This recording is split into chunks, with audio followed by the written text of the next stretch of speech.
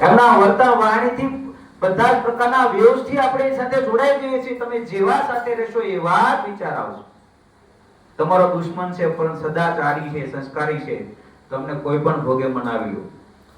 મારે તારી સાથે દોસ્તી કરવી છે, કોઈ બેનપણી છે તમારી સારી, કોઈ મિત્ર વચ્ચે, તો કોઈ પણ રીતે મનાવો.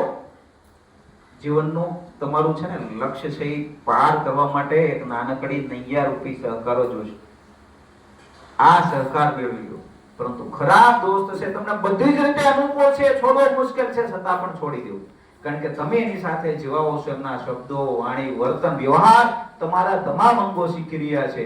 અને સૌથી વધારે છે આભા ચક્ર.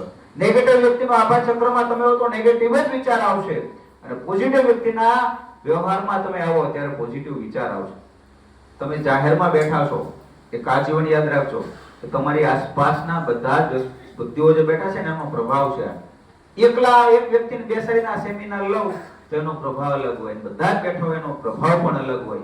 તો સ્વાભાવિક રીતે છે નેગેટિવ ને પોઝિટિવ બધા જ વ્યક્તિઓ અહીં બેઠા છે, એમાંથી બધી જ રીતે બચવાનો એકમાત્ર ઉપાય છે તાળવે જીભ અડાડીને બેસવાનો. ક્યાં?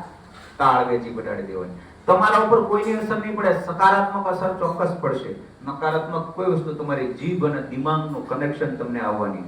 અને વાંચતા હોય વર્ગમાં ત્યારે પણ તમારી ડબલ યાદશક્તિ કરવા માટે એક તો પલાઠી વાળીને બેસજો અને બીજું તાળવે જીભ અડાડીને બેસજો. તમારા સૂત્રો તમારા વર્ગમાં જ લાગેલા છે, યાદ કરતા રહેજો. તમારા જીવન માટે ખૂબ ઉદાહરણ. કારણ કે તમારે કેટલાય લોકોને મળવા જવાનું થશે પ્રસંગમાં, પરંતુ એમના પ્રભાવથી તમે પ્રભાવિત થઈ જાવ છો, એટલે જીવનમાં કંઈ કરી શકતા નથી.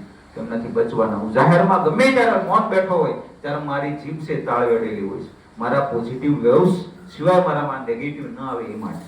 તમે પણ આ કરી શકો છો.